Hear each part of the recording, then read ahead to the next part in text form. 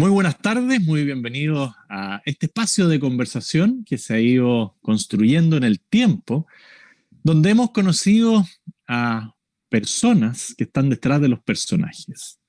Todos cuando niños teníamos algunos personajes que nos encantaban o que quizás nos daban algo de susto, pero ¿quién no recuerda algún personaje entrañable de su infancia?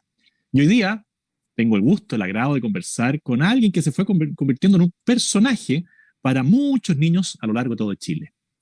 Estoy hablando de un actor, pero un actor que no era conocido por su nombre, sino por su apodo, que le decían el gato. Y no era cualquier gato, era el gato Juanito. Y detrás de ese disfraz, de esa cara alegre, de esas canciones muy simpáticas que decían yo soy Juanito, y después le vamos a pedir a él que la cante, porque yo no logro entonarlo bien, yo soy Juanito, soy chamullero, soy el rey del cuento, igual que mi papá, le vamos a pedir a él que la cante para ver si es el verdadero gato Juanito. Y le estoy hablando de Fernando Ortiz Aguilera, un hombre que ha tenido una experiencia de vida enorme, que ha recorrido distintas facetas en su vida, y es de eso de lo que queremos conversar. Y podemos partir con algo del gato Juanito para que la gente se dé cuenta que eres the real gato Juanito. ¡Ey, qué buena onda, compadre! José Antonio, eres tú. Ojitos de piscina, ya te caché. Genial. Bueno, ahora vamos atrás en tu vida. Siempre en este espacio tratamos de conocer cuál fue la historia de vida de la persona que tenemos el gusto de poder entrevistar con un equipo, porque aquí, claro, yo soy el rostro, pero en los controles, como se diría, está el gran Sergio Turra, y en la producción o en la previa está la gran Carolina Araya, más todo un grupo de personas que están ahí. Así que a todos ellos les doy las gracias, pero vámonos a tu infancia. Tú eres una persona que le tocó, por el trabajo de sus padres, recorrer Chile. ¿Dónde tienes tus primeros recuerdos de la infancia? ¿En Quilpué o en Arica? Bueno, mis primeros recuerdos están en Quilpué y también en Viña. Mi papá trabajaba en esos años en un banco que se llamaba el Banco Francés Italiano. ¿Ya? Ese banco ya no existe, digamos, pero mi papá trabajaba ahí, vivíamos en Quilpué, mi mamá estaba por recibirse de matrona, y yo y mi hermana tenía un año más que yo, hacíamos las de Kiko y Caco en Quilpué. Entonces mis primeros recuerdos están ahí, y en Viña del Mar. Producto de un accidente en el que falleció mi hermana, que fue muy, bueno, esto fue muy duro para la familia. Mi papá pidió el traslado a Arica, ¿ya? Y pidió el traslado a Arica principalmente porque quería alejarse lo más posible del lugar del accidente donde mi hermana falleció. Bueno, y ahí ya tengo muchos más recuerdos en Arica. Eh, Fueron años muy, muy lindos. Estando en Arica nacieron mis hermanos Andrés y Rodrigo. Con Andrés tengo 6 años de diferencia y con Rodrigo tengo 9 años de diferencia. Entonces yo siempre fui un niño un poquito más solo, ¿ya? Siempre tuve mi familia, mi papá, mi mamá, pero en un sentido estaba menos conectado con mis hermanos, porque quedó esa brecha ahí donde faltó mi hermano. Y con los años nos fuimos a vivir a Iquique por trabajo de mi papá. Estando en Arica, ya mi papá pasó a ser Banco Central, el Banco Central. Así que ya ahí trabajó en el Banco Central hasta que jubiló.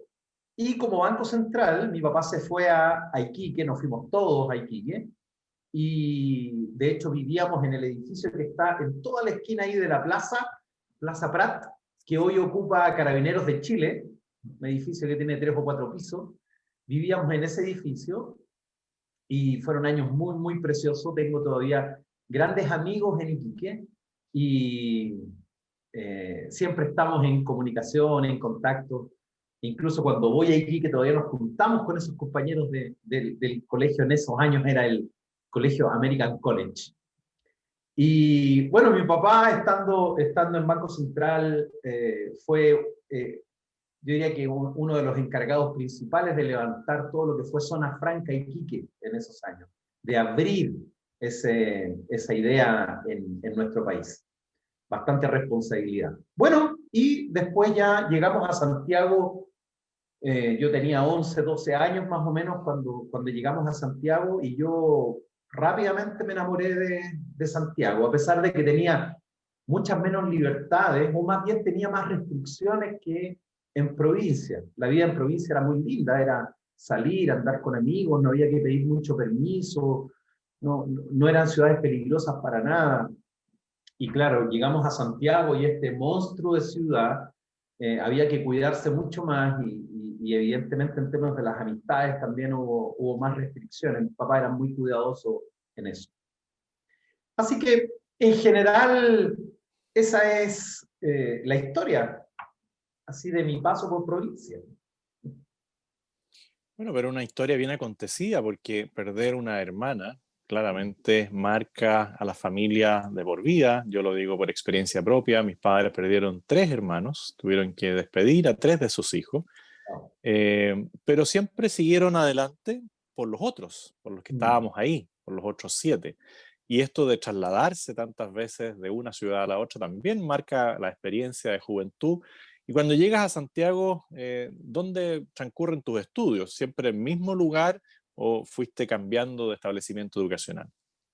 Bueno, yo estudié en 3 colegios en Santiago. ¿Por buena conducta o...? Básicamente porque cuando llegamos a Santiago, llegamos en una fecha donde yo tenía que entrar a cualquier colegio que me recibiera, porque las clases ya habían empezado en marzo, nosotros llegamos como a fines de abril más o menos, entonces ya no había esta cosa de postular, así que me acuerdo que nosotros vivíamos en Bilbao, cerca de Tomás Moro, y yo estudié ese año en el Liceo Amunátegui, por allá por Estación Central. Entonces fue un impacto tremendo para mí en la llegada, quedar en un colegio que para mí era atravesar la ciudad prácticamente.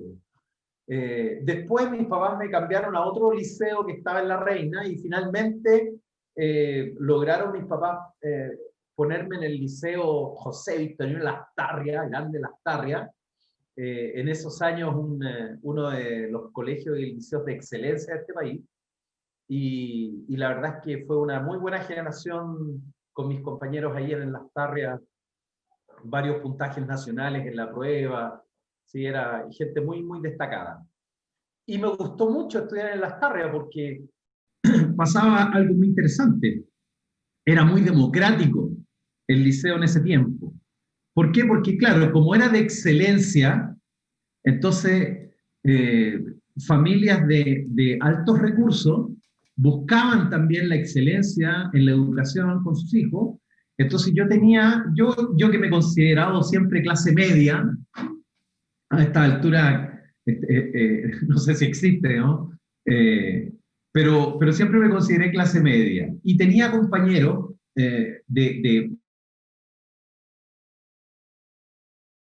compañeros que tenían beca para el almuerzo, porque en la casa no tenían para comer, digamos.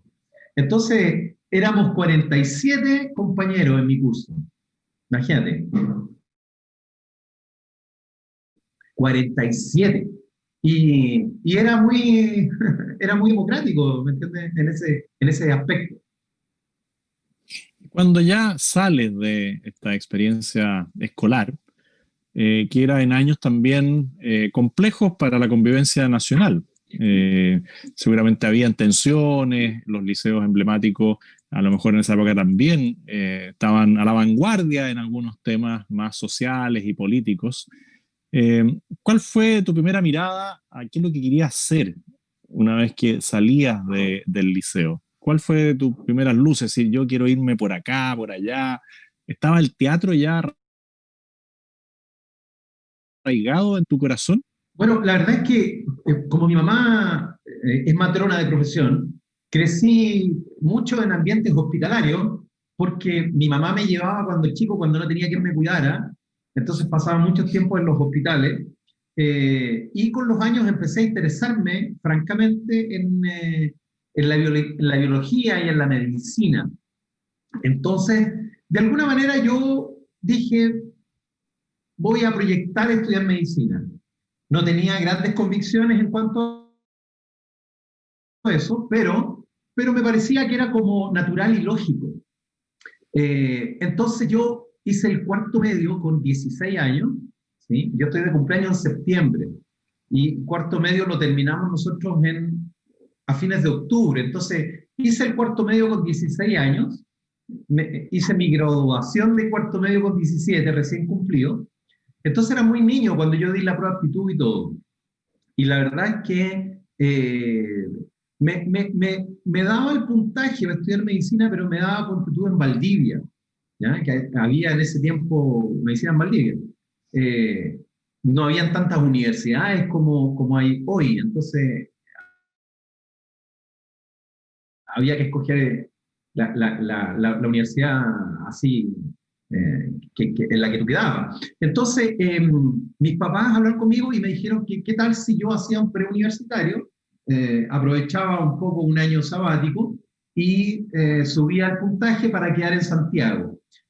Yo entiendo, porque mis papás habían perdido un hijo y enviar un hijo chico, igual, ¿no es cierto?, 17 años a provincia, era una tarea cuesta arriba. Entonces yo acepté, y ese año muchas veces me pregunté, ¿qué pasa si no logro subir?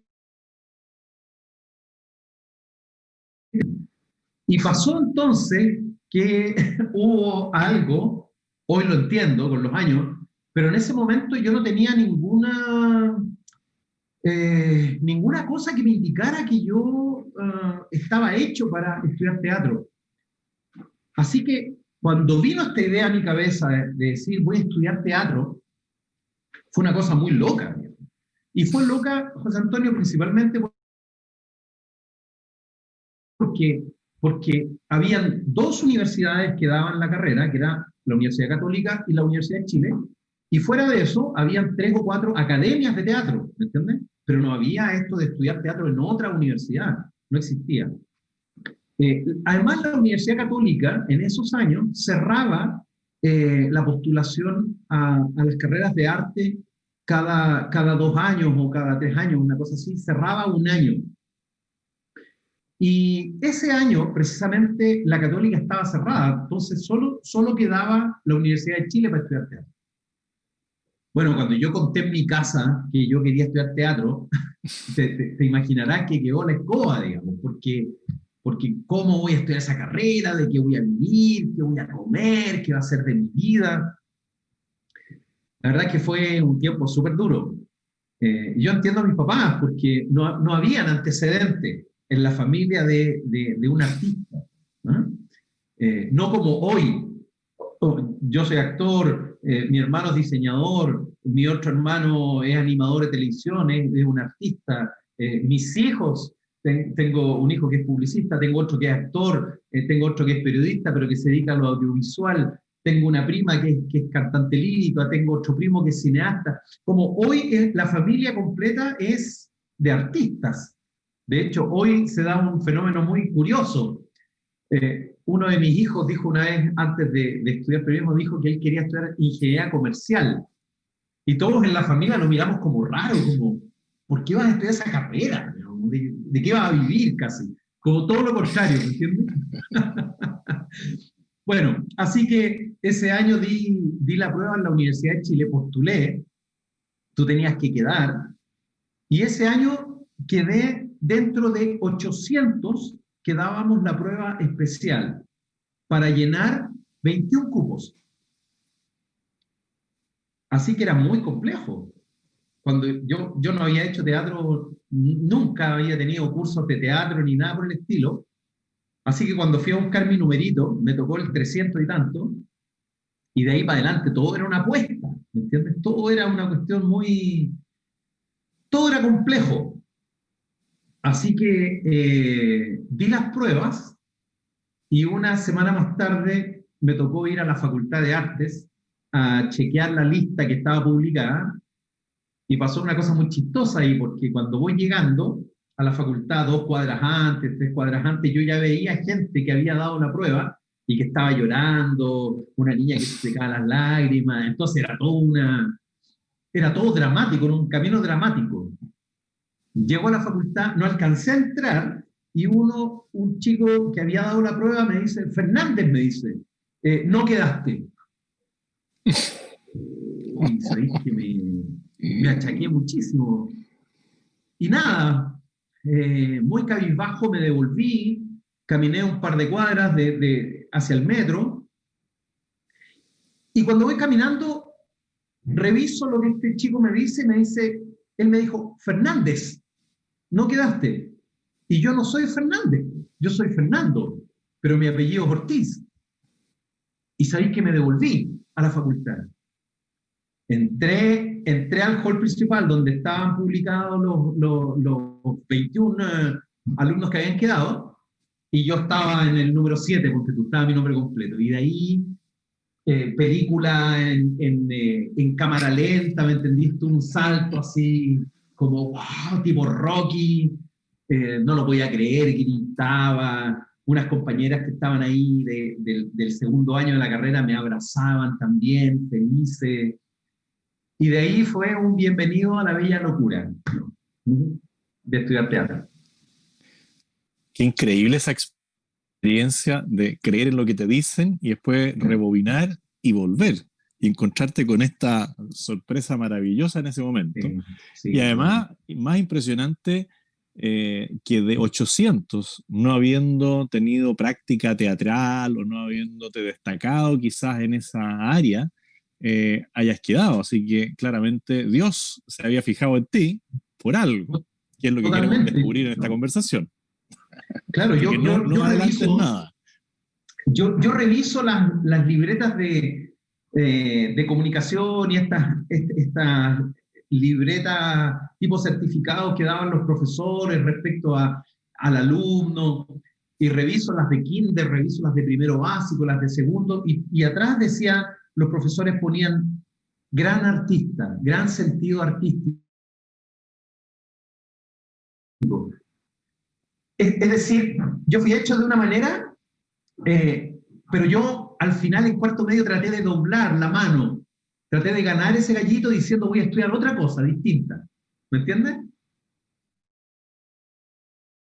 Y finalmente, el que nace chicharra muere cantando. Esperemos que sea así, que siempre tengas ese espíritu muy jovial que te caracteriza. Y bueno, de ahí tu paso por la universidad también en tiempos conflictivos, porque esto debe haber sido como en el año 84, 85. Sí, exactamente, 85, 86. Donde claro, yo también estudiaba en esa época Derecho en la Universidad Católica, y ya eran épocas tensas, y lo más probable, que es lo que te quiero preguntar ahora, es que estábamos en veredas enfrentadas. Lo más probable es que nos hayamos encontrado alguna vez, sin saberlo, en alguna manifestación, porque yo no iba a las manifestaciones, pero sí iba a mirar lo que pasaba, porque la política me gustaba y quería entender cuál era la lógica de pintar los carros policiales de colores, de lanzar artefactos que podían generar algún tipo de riesgo. Entonces, yo tenía una actividad en la universidad y me relacionaba bastante bien con la gente que era de izquierda, porque veían en mí a alguien que era bastante transparente y que quería saber lo que estaba pasando sin compartir esa mirada de la sociedad. Pero la Universidad de Teatro de la Universidad de Chile, o sea, perdón, la Facultad de Teatro de la Universidad de Chile tenía un sello, y era un sello bien marcado. ¿Cómo fue tu vida dentro de esa facultad donde lo más probable campeaban las ideas o la ideología más de izquierda que se vivía en ese momento? Bueno, se vivía la revolución, ¿no? 24/7.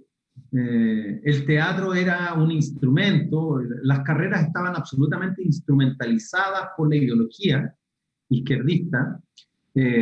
Yo, ya en el colegio, ya en Las Tarrias, participaba de movimientos contrarios al gobierno militar, de izquierda principalmente. Así que cuando yo llegué a la Facultad de Arte, a la Escuela de Teatro de la Universidad de Chile, fui uno más. Ya venía teñido de un color y allí fui remojado en el mismo color, simplemente. Había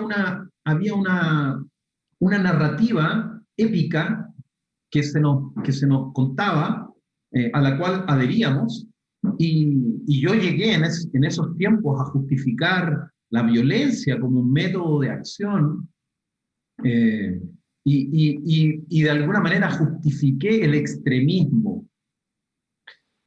Claro, el extremismo del lado que me convenía a mí en ese tiempo. Así que grandes dificultades políticas no tuve, prácticamente no tenía amigos que, que fueran del otro bando, vamos a decir, ¿no? Del otro lado de la línea. Sí había uno. Yo, estudiando teatro, fui por 3 años primer bailarín del Ballet Folclórico Antumapu, de la Universidad de Chile. Siempre me ha gustado el folclore, producto de que mi papá amaba el folclore. Entonces, estando en la universidad, accedí al Ballet Folclórico Antumapu, que se apuntaban precisamente en la sede de Antumapu. Y estando en Antumapu, conocí a mucha gente que no eran de la Facultad de Artes, yo era el único. Y había un amigo específicamente que estudiaba agronomía, y él era gremialista, me acuerdo. Era gremialista. Mira, Y era tengo muy mi buen tazón. amigo. Era de los Imagínate, míos. era de los tuyos, sí. Y era muy buen amigo, era una muy buena persona, y a mí esto me provocaba cierto nivel de cortocircuito en mi mente. Porque a mí me habían vendido que todos estos fachos eran de lo peor de la existencia. Chuta, y este amigo me provocaba este cortocircuito porque incluso era mejor persona que yo, ¿entiendes? Entonces, tenía una actitud, siempre era servicial, siempre quería ayudar. Entonces yo no podía entender cómo ocurría esto, en qué minuto, ¿entiendes? Pero en general, por principios en ese tiempo, trataba de mantener a toda la gente del otro lado de la línea, del otro lado de la línea. Y bueno, después ya sales de la universidad y entras al mundo laboral. ¿Y tu mundo laboral se desarrolla primero en el teatro o cómo llegas al mundo de la televisión? Bueno, mira, yo diría que un camino paralelo, tanto el teatro como la televisión. La televisión vino por accidente porque yo estaba un día en la escuela, afuera, en uno de los pasillos, y el secretario académico recibe una llamada de Televisión Nacional pidiendo 2 alumnos para que fueran a grabar el día sábado personajes chiquititos en el programa Cachureos. Entonces salió de su oficina y al primero que vio fue a mí y a otro compañero que estábamos ahí. Entonces me dice si yo tenía el tiempo. Yo le dije que sí, encantado, que no tenía problema. Que no pagaban, me dice, que solo me daban un vale para el almuerzo. Pero yo no tenía problema, ese no era un problema para mí. Así que fui a grabar ese día sábado y grabé cualquier cosa. Ponte tú, era una historia de romanos, entonces yo hacía un centurión, qué sé yo, cualquier cosa. Y entonces yo les dejé mi teléfono al productor del programa. Le dije que si necesitaban a alguien para la próxima grabación me llamaran directo, digamos, no, que no pasaran por la escuela.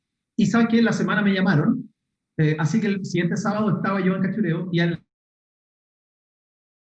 la semana siguiente me volvieron a llamar y así todo ese año ya quedé en Cachureo y a fin de ese año me nombraron como el segundo actor del programa después de Patricio Andrade que hacía el oso vergonzoso en esos años. Y quedé ganando un sueldo de 20.000 pesos mensuales. ¿Pero tu primer rol fue de oso vergonzoso? No, no, ¿Cuál no. fue tu primer rol? Mis primeros roles fueron de cualquier cosa, de lo que se necesitara. ¿Me entiendes? Yo tenía que estar ahí presto, listo, ¿me entiendes? Como los Boy Scouts, siempre listo. Y ¿Ya? ya se necesita un soldado de la Guerra del Pacífico. Entonces yo iba a vestuario y buscaba un soldado, me ponía, me pegaba un bigote, qué sé yo, y salía a hacer el soldado, ¿me entiendes? Entonces para el otro programa se necesitaba, no sé, un emperador romano. Entonces yo corría a vestuario, me ponía emperador romano. Y fue un año muy lúdico de hacer muchas cosas. Y en paralelo, eh, tocó que di pruebas para quedar en el elenco de la pérgola de las flores, la última pérgola que hizo la Anita González, la última. Trabajaba la Silvia Piñeiro también en ese montaje, digamos, que fue la última pérgola de las flores clásica. ¿Ah? Y yo como alumno de la escuela, entonces hacía coros y hacía muchos pequeños papeles también. Hacía el papel de Lustriamo, Lustriamo, señor, le Lustriamo. Mercurio y Diario. Mira, ¿eh? Entonces ya me fui metiendo en el ámbito teatral y con la televisión al mismo tiempo. ¿Y cuándo llega a tu mente lo que podría ser este personaje entrañable, el chamullero, el rey del cuento, el gato Juanito? Claro. ¿Cómo se desarrolla ese personaje? Bueno, después de haber estado en Cachureo un par de años haciendo roles chiquititos, mi primer rol en Cachureos era un mapache que viajaba por Chile que se llamaba Max el Turista. Después de estos 2 años, vino un programa en Televisión Nacional que se llamaba De Buen Humor, que lo conducía Paulina Nite Cardona y el Chino Navarrete, que era al mediodía y eran recocidos de humor. Entonces me invitaron a trabajar en ese programa como actor. Entonces grabábamos sketch y qué sé yo. Y ahí estuve 2 años en ese programa, las 2 temporadas.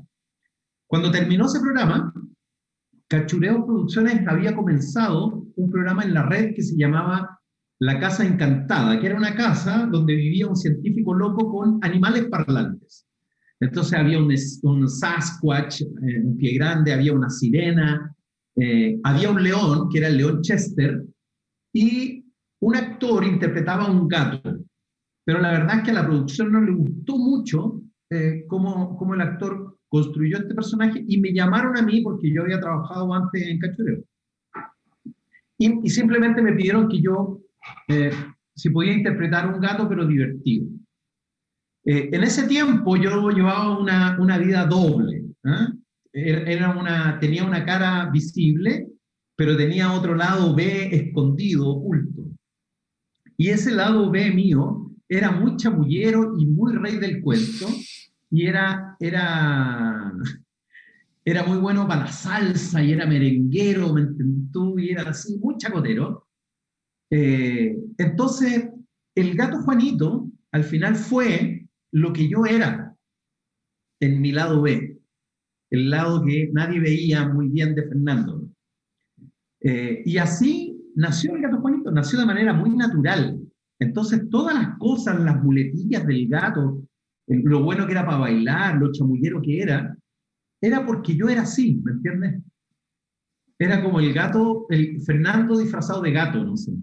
Y así nació. Y ese programa duró 1 año en la red, y cuando terminó, Cachureo Producciones decidió que 2 personajes de ese programa pasaran a Cachureo como personajes estables, que fue el León Chester y el gato Juanito. Y ya estando en Cachureo, el gato Juanito explotó, vamos a decir, en términos eh, de su fama, de su creatividad, de sus posibilidades y todo. Así fue. Bueno, y hoy día hay 3 gatos Juanito, pero hay uno solo de Real Gato Juanito, que eres tú. Así es. Porque la creación del personaje, como tú bien señalas, es tu propia vida, disfrazada, ¿no es cierto?, para mostrar esa alegría innata, como dices tú, de salsero, y de ahí también seguramente esta canción de que soy un chamullero y bueno para el cuento. Sí, bueno, la canción es creación de Marcelo, eh, pero sí es verdad lo que tú dices, y hay muchos más, ¿eh? Hay un montón, pero yo tengo, legalmente, tengo la propiedad del personaje, me pertenece, es mío, yo lo inscribí en la Oficina de Registro de Propiedad Intelectual como una obra. Así que por eso no solo soy el primer gato, sino que además, como decías tú en la presentación, soy de Real Gato. Y bueno, después ya tú dejas Cachureo y empiezas a incursionar en distintas áreas, pero ya en ese momento tú ya tenías una familia formada, el gato tenía pareja, el gato tenía hijos, o todavía esa parte de tu vida no se desarrollaba. Sí, sí, sí, sí. Yo ya tenía 3 hijos, mi hijo mayor Sebastián, que actualmente tiene 32 años, él estudió teatro en la Universidad de Chile, es actor, muy buen actor. Después está Fernando, que tú lo conociste, Fernando que es publicista, es youtuber, el Fer, y el Feña está por cumplir 30 años. Y también está Pablo, a quien también conociste. Pablo es periodista y tiene una productora que se llama Bimodal, de videos muy, muy, muy, muy buen trabajo. Y, y Pablo tiene 27 actualmente. Así que ya tenía a mis 3 hijos y la verdad es que la vida era dura. Estaba casado, estuve casado por 15 años con una actriz y, y la verdad es que eh, yo fui un hombre muy maduro en esos años y esto me pasó la cuenta en muchos sentidos. Eh, Porque mi familia necesitaba una cabeza y yo en ese tiempo era cualquier cosa menos una cabeza. Vivía un poquito la vida loca de esto de la fama y todo esto me envolvió, me ganó porque fue así, digamos, ¿me entiendes? Y entonces finalmente después de 15 años ese matrimonio se terminó, nos divorciamos y, y aunque suene raro decirlo, eh, de ahí en adelante comienzan los mejores años de mi vida. Sí. ¿Y en qué minuto se da ese vuelco? Porque claro, la relación se va enfriando, se va distanciando, tú dices, gran parte puede haber sido mi propia responsabilidad. Eh, bueno, se produce esta separación. Yo no sé cómo habrá sido el tema con tus hijos en ese momento, lo que sí doy fe de que hoy día tienes una muy buena relación con tus hijos. Me tocó participar en una conversación donde tus hijos te decían, bueno, gracias a Dios por la educación que nos diste, que fue un sistema de homeschooling, que hoy día que está de moda, pero que en esa época no cualquiera encontraba a alguien que educara en homeschooling. Pero ¿en qué minuto tú dices, parece que mi vida no iba por tan buen camino? ¿Qué pasa de que de repente te enfocas a un área distinta, que también es de expresión, de comunicación, de encuentro con otros, que es algo que estaba ya en kindergarten cuando te tenía, los profesores te definían, ¿no es cierto?, que tenías un alma artística. Eh, Giras y como Forrest Gump dice, me voy y comienzo a correr hacia otro lado. Y te vas, si no me equivoco, de misionero. Bueno, exactamente. Eh, Porque pasa lo siguiente, José Antonio, mucha gente entra en una vorágine de consumismo, ¿me entiendes? Y comienza a cumplir ciertos sueños. Tengo un auto, tengo una casa, ahora quiero un segundo auto, quiero una casa más grande, quiero un televisor más grande. Y la verdad es que puede sonar un poquito a cliché, pero en la medida en que tu corazón no está lleno, ninguna cosa externa podrá llenarte de ninguna manera, ¿sí? Y esto fue lo que me pasó a mí. No solamente no estaba lleno mi corazón, sino que adolecía de lo más importante, que era el amor. Y en ese sentido, el divorcio fue un tiempo muy duro, emocionalmente, muy, muy duro. Además que vino en un momento profesional. Yo en ese tiempo estaba dirigiendo Teleduc.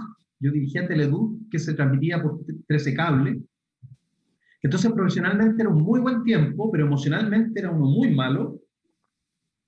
Y cuando viene el divorcio, yo me di cuenta, yo en ese momento escogí estar solo, ¿me entiendes? No buscar otra mujer que pudiera suplir esto que yo necesitaba, sino yo dije, yo tengo que estar solo porque yo necesito sanarme de todos los problemas que yo, evidentemente, al mirarme al espejo, me daba cuenta que tenía. Y este también requiere un trabajo de valentía, porque no es llegar y mirarse al espejo y decir, tengo que arreglar lo que cargo adentro, ¿no? Porque este equipaje más bien me lleva al infierno que al cielo.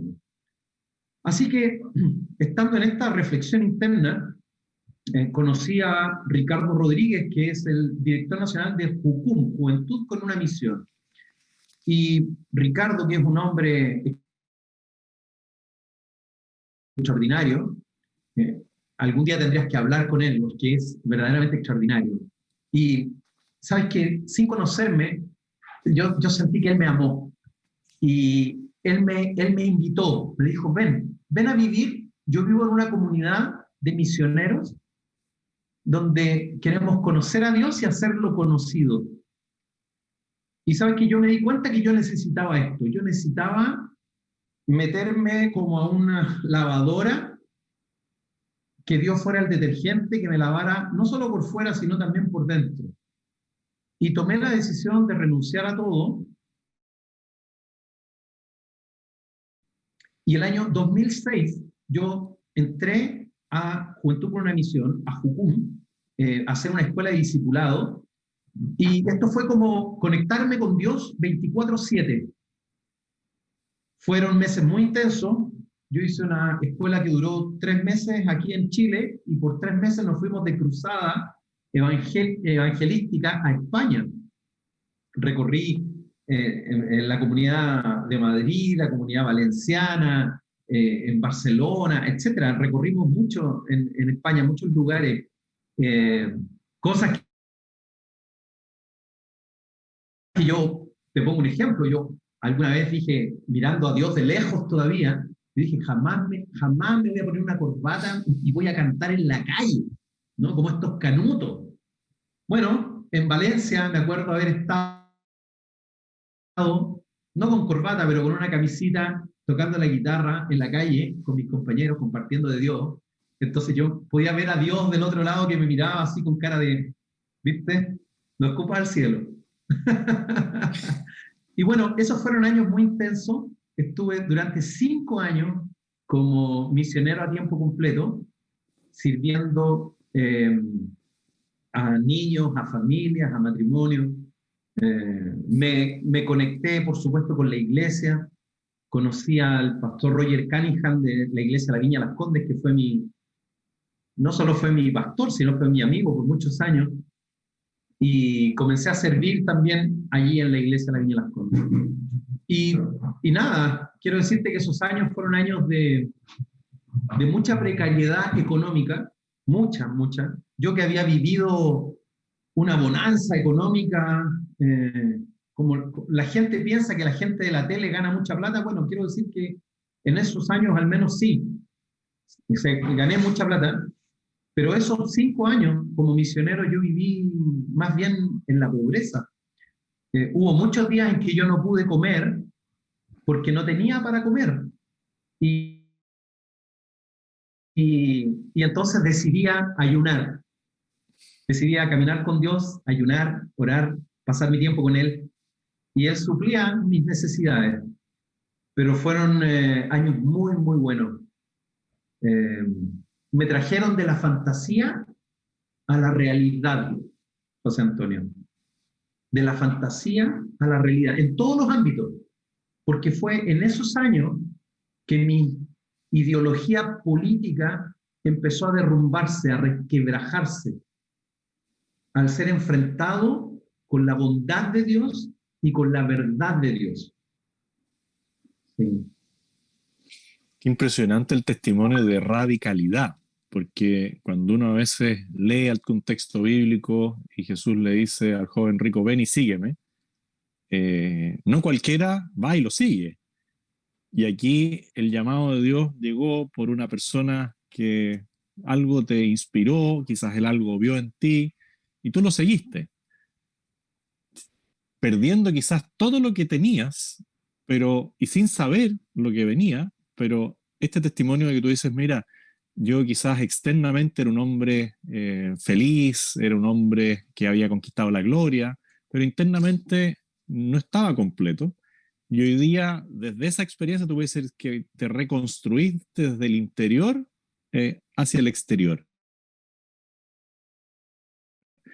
Ese cambio de una mirada donde veías al otro al frente, lejos de ti, y ahora estar a este lado de la vereda, donde tú llamas al otro que sigue allá y le dices, ven a compartir la alegría que yo encontré. ¿Cómo ha sido ese cambio en tu vida, de una vida quizás de ver más gris a una vida de ver en multicolor? ¿Cómo ha sido esa experiencia? No, ha sido maravillosa, porque, mira, quiero referirme a algo que comentaste. Dijiste, no sé qué pudo haber visto este hombre en ti, algo vio, dijiste, ¿no es cierto? Y yo quiero contarte lo que él vio en mí. Él vio en mí lo que Dios veía en mí y que yo no veía en mí. Es decir, cuando alguien cree en ti, incluso aunque tú no creas en ti mismo, eso te abre un camino y te ubica en una forma de ver la vida diferente, como nace la esperanza, tú te ves a ti mismo como alguien que puede hacerlo mejor, tú ves excelencia en tu vida, aunque aún no la manifiestes. Bueno, y esta manera de mirar a los demás también es maravillosa, porque tú ya no comienzas a ver con tus ojos naturales, sino que comienzas a ver a los demás con los ojos de Dios. Ves tu entorno con los ojos de Dios. Cuando viene Jesús a tu vida a través del Espíritu Santo, viene en forma de traer la verdad a tu vida. Entonces, definitivamente, se caen estas máscaras y tú comienzas a tener relaciones que son reales, comienzas a tener una perspectiva de vida real y comienzas a tomar decisiones en base a la realidad, no en base a las utopías. Esto es demasiado valioso, porque una expectativa permanente puesta en Dios siempre será cumplida, porque Dios no es hombre para que mienta, ni hijo de hombre para que se arrepienta. Él dice y Él hace. Entonces, cuando tú tienes tu expectativa puesta en Él, tu expectativa siempre está siendo cumplida por Dios. Por lo tanto, puedes vivir tu vida llena de gozo y de alegría. Cuando tú tienes tus expectativas puestas en las personas, no es que sea probable que te vayan a fallar, es que te van a fallar, porque los hombres somos imperfectos. Hacemos lo posible, mientras más agarrados de Dios estamos, eso nos cuida de fallar. ¿Entiendes? Pero en definitiva, Él hoy lo es todo, en todo. Qué increíble, vuelvo a repetir la palabra increíble, maravilloso, porque incluso ese periodo con tu esposa, la madre de tus 3 hijos varones, hoy día se ve bastante plena, al menos de lo que yo pude conocerte con tus hijos, y donde tú te preguntabas por qué estos hijos son distintos a mí. ¿Qué pasó aquí? Y tú decías, y ellos te contestaron en esa reunión, bueno, es que la educación que nos diste nos preparó para lo que somos hoy, y tú sin querer educaste a tus hijos en lo que hoy día te engrandece. Pero en el camino encontraste otra compañera, y Dios te dijo, ya, te vamos a dar otra compañera. Tienes dos hijos más pequeñitos, que también tienen que haber llenado tu corazón. Entonces, has tenido la bendición de tener varios hijos, pero también Dios te regaló otra creatividad, que es pasar del teatro, de la actuación, a la publicidad, y te reinventaste.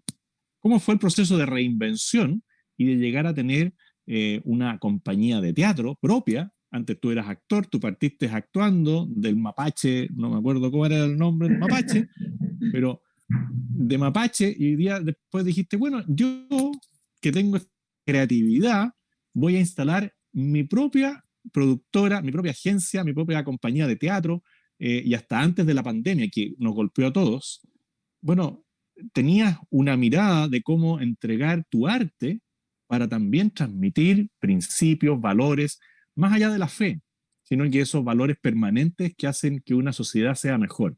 ¿Cómo fue esa reinvención? ¿Cómo dijiste, voy a crear una agencia? Y además un nombre bien emblemático, porque le pusiste oveja, oveja 100. Así A lo es. mejor estabas pensando en esa oveja perdida, en la 1 de los 99, y tú eras la 1 y con eso completaste la 100 de nuevo. No sé si hay algo por ahí, pero ¿por qué oveja? Bueno, la génesis de esto está en que Dios ha sido demasiado bueno conmigo. Conocí en la iglesia, conocí a mi esposa, Giselle. Ella es el amor de mi vida, y juntos tenemos a Diego, que actualmente tiene 8 años, y a Rafaela, que tiene 6 años. Así que esta es mi familia hermosa, estoy viviendo los mejores años de mi vida, verdaderamente, y con mi esposa ella es socióloga, pero es súper creativa, súper creativa. Entonces dijimos un día, levantemos un trabajo propio a partir del teatro, y así fue que nació Oveja 100. Oveja 100 es Oveja 100 precisamente por lo que tú dijiste. Yo soy la Oveja 100. ¿Sí? Yo soy la Oveja 100, porque la Biblia dice que Jesús dejó a las 99 y fue por la perdida.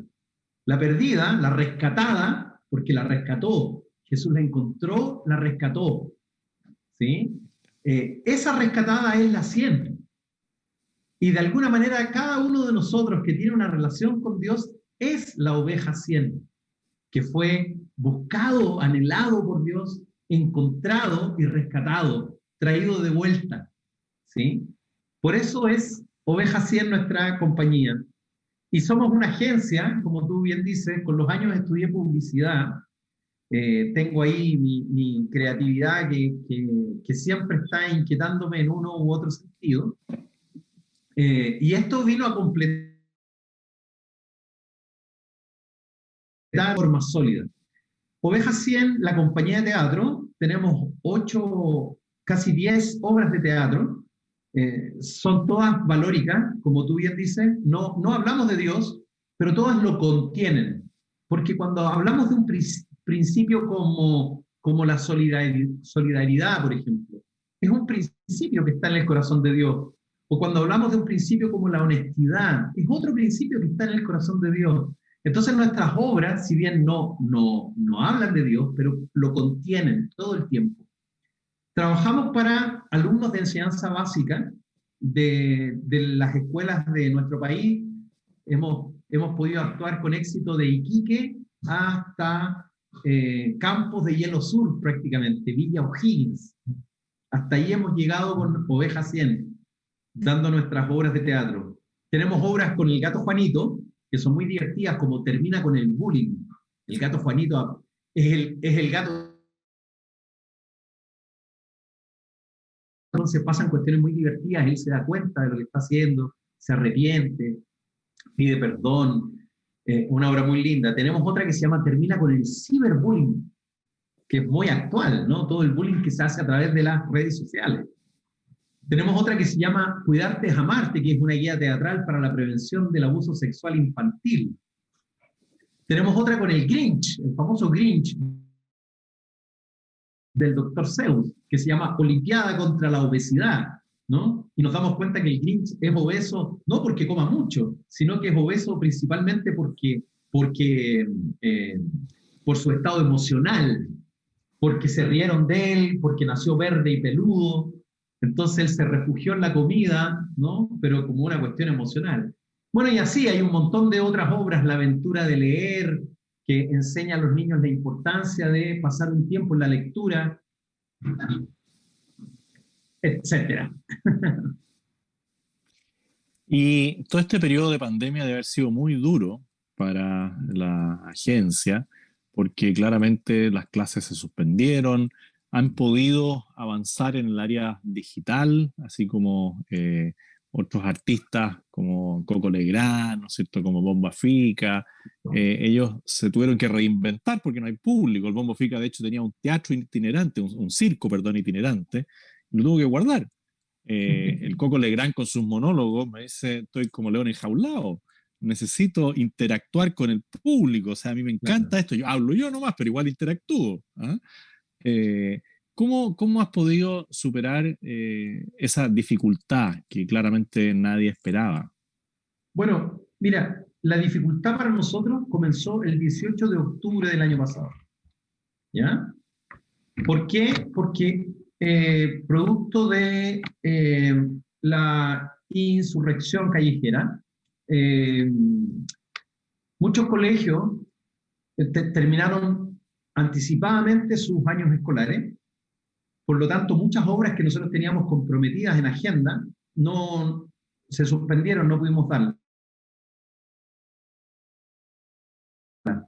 Eh, Así que desde ese tiempo hasta hoy ha sido un tiempo muy, muy duro para Oveja 100, pero ya hemos digitalizado 6 de nuestras 8 obras, lo que es muy bueno porque ya las tenemos editadas y listas, y vamos a comenzar esta venta que se hace vía, eh, ya sea por conexión de Zoom u otro tipo de plataformas, para que los niños tengan acceso a las obras de teatro. Esto puede ser bueno en un sentido porque habrán algunos lugares a los que nunca hemos podido llegar, que a lo mejor podremos llegar a través de una conexión por internet. Pero también oramos para que esto pase pronto y los niños puedan volver a la normalidad y puedan disfrutar del teatro como en el teatro. No sé si te acuerdas de ese teatro de un actor español que había Sí, teatro en claro. el teatro. Sí, porque hay que aprender a ser espectador también de lo teatral, ¿me entiendes? No solamente enseñamos a los niños principios en las obras de teatro, sino que también les enseñamos a los niños a ser espectadores teatrales, lo que es muy bueno para lo que viene en adelante, digamos, para otras compañías también. Y respecto a la educación, porque ya que recorriste Chile de Iquique a Villa O'Higgins, eh, ¿cómo ves tú los procesos educativos? Porque muchas veces uno lo que ve es que se va limitando el pensamiento crítico de los niños y se les enmarca en un estilo de educación eh, que es no salirse de ciertos marcos reguladores, pero no dejan que fluya la creatividad, que haya este pensamiento crítico. ¿Cómo evalúas tú el proceso educativo que en general se da, no solamente en Chile, sino que en otros países? ¿Y qué cambios le haría desde esa mirada lúdica? Porque al menos yo he tenido la fortuna de que mis hijos han podido educarse en un colegio que ha ido integrando las distintas manifestaciones artísticas y el teatro ha sido siempre una parte esencial de su vida escolar. Increíble que cuando se suben al escenario son capaces de recitar unos parlamentos que uno dice, pero ¿y en qué minutos aprendió esto? ¿Cómo se atrevió a pararse en el escenario si este tipo es un Claro. tipo tímido? Entonces, ¿cómo lo ves tú? Bueno, mira, la verdad es que tú das en el clavo con algo que yo vengo diciendo hace un par de años, si no un poco más. Y tiene que ver principalmente con el pensamiento crítico. Yo creo que nuestro principal pecado en el área de educación es cómo estamos enseñando y formando a los niños, ¿ya? Yo me doy cuenta que en mi propia vida pasó que yo era un copy-paste desde el colegio, ¿me entiendes? Es decir, si yo, si yo logro recitar lo que el profesor recitó adelante en la prueba, entonces tengo un 7. Pero debía guardarme de alguna manera cualquier pregunta un poquitito más compleja. Mira, te pongo un ejemplo. El preguntarse por qué algo es lo que es. ¿Por qué? Puede generar un conflicto en el colegio, ¿me entiendes? Y la gente puede creer que uno está cuestionando al profesor cuando no lo está cuestionando. Entonces, en vez de enseñarle al niño a que tenga un pensamiento crítico, a que se pregunte por qué, a que busque verdaderamente, a que investigue la verdad, por qué las cosas son como son. No solamente que las cosas son, sino que son porque son como son de una determinada manera. ¿Entiendes o no? Por razones específicas. Asimismo me pasó en la universidad, asimismo me ha pasado en la política por muchos años, y con esto a lo mejor le voy a pegar a alguien sin querer, pero también pasa en la iglesia. ¿Sí? Es decir, esta falta de pensamiento crítico. Entonces tenemos a niños que no son educados, sino son adoctrinados. En el camino se va perdiendo el respeto, van surgiendo estas justicias sociales, entre comillas, que en verdad se parecen más a démosle en el gusto más que démosle lo que verdaderamente requiere. Así yo veo, soy muy crítico respecto a el sistema educativo en nuestro país. Incluso yo pienso que los profesores, al negarse a ser evaluados, atentan contra el sistema educativo que dicen defender. Esa es mi visión en general. Y que en tus recorridos tienes que haberlo ido comprobando, porque claramente te ha tocado interactuar con muchos niños y ver cómo despiertan frente a lo lúdico, sobre todo en un mundo tan digitalizado donde muchas veces un niño se enfoca en una aplicación que le hace todo muy fácil, pero no va desarrollando ese gusto por conocer porque ya se lo dan todo digerido. En cambio, la ventaja del teatro es que él ve un personaje, él se imagina lo que venía haciendo el personaje antes, que es un poco la riqueza también de la lectura, que es lo que yo muchas veces echo de menos, de decirle a mis hijos, muchas veces yo les regalo libros que son sagas de películas y le digo, mira, lee primero el libro, vas a despertar una creatividad infinita y después la película te va a parecer nada al lado de todo lo que tú habías pensado y todo lo que habías construido alrededor de esa obra maravillosa que escribió alguien. Te quiero agradecer. ¿Sí? A propósito de lo que tú dices, disculpa, leí hace 2 días una nota que decía, un reportaje más bien, que hablaba sobre que la generación digital, esta generación digital es la primera generación con un coeficiente intelectual menor al de sus padres. Mira, eso no lo había leído, pero claramente te lo voy a mandar. Te dan todo digerido, feliz, algo tiene que pasar, ¿ah? Porque ya pierdes el ser busquilla. ¿Ah? Pero te quiero hacer unas preguntas así más prácticas, no prácticas, sino de recomendaciones. Si hay alguna obra de teatro, alguna película que a ti te haya generado así, sí, mira, esta película me encantó, así como yo siempre digo, mira, mi Corazón Valiente, algunas escenas de Corazón Valiente me encantan, hay unas películas cristianas muy bonitas, quizás alguna película que nos puedas recomendar, algún libro que tú digas, mira, este libro marca una tendencia o sería bueno recomendarlo.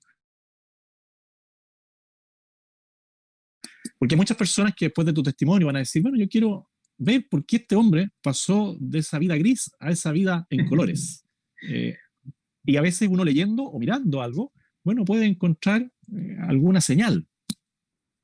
Bueno, les recomiendo Cinema Paradiso. Esta película es una película que ganó Oscar a la mejor banda sonora, Ennio Morricone. Cinema Paradiso es una película romántica que, que, que muestra a un pueblito italiano en los años 60 más o menos, y es el amor que nace en el corazón de un muchacho por el cine, pero al mismo tiempo el amor que nace en el corazón de un muchacho por una chica específica. Es una película llena de romanticismo, preciosa, preciosa, con unos paisajes hermosos y con una banda sonora ganadora de Oscar que debieras escucharla 1000 veces porque la música inspira. También quiero recomendarte una película que se llama Con ánimo de amar. Así llegó traducida, Con ánimo de amar. Esta es una película china que ganó por el 2000 más o menos, ¿sí? Si mal no recuerdo, o alrededor del 2000.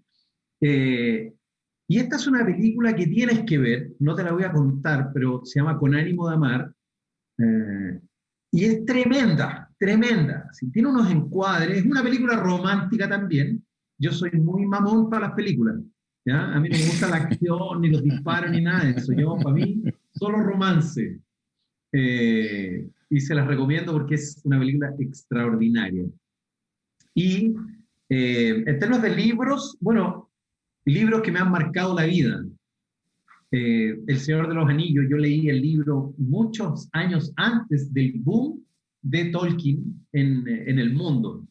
Y cuando yo terminé de leer El Señor de los Anillos, lloré, me acuerdo, el día que yo terminé, lloré, porque dije, ¿y ahora qué voy a leer? ¿No?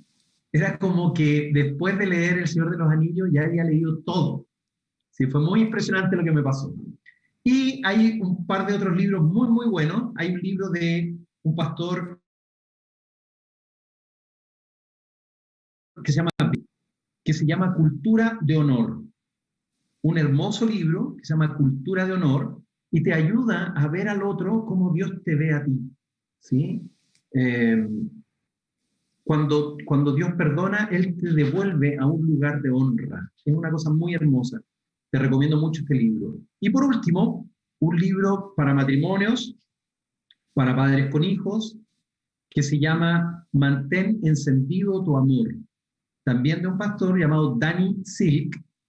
Ambos son pastores de una iglesia en Estados Unidos que se llama Bethel Church. Este libro se llama Mantén encendido tu amor y es un libro que nos desafía permanentemente a estar conectados y a estar regando esta plantita del amor con nuestra esposa, a lo mejor en el caso de los que nos ven con el esposo, con los hijos, incluso con los amigos, con los padres, ¿sí? Así que esas son mis recomendaciones así de libros y de cine.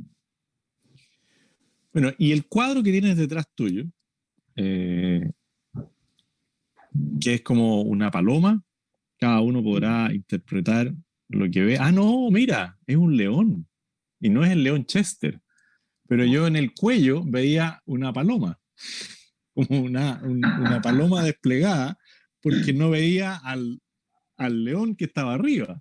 Sí. Qué hermosa foto, Este qué hermoso cuadro. ¿Va a quedar chueco? No importa, no importa. Bueno, ese es el león de la tribu de Judá. Entre muchos títulos que tiene Jesús, se habla de él como un león, pero también se habla como un cordero. Y yo pienso que estamos viviendo un tiempo en nuestra sociedad, aún en términos políticos, en que necesitamos de Jesús como un león, con ese nivel de autoridad y de fiereza incluso. ¿Sí? Este es mi pensamiento. Este es el tiempo de ver al león de la tribu de Judá.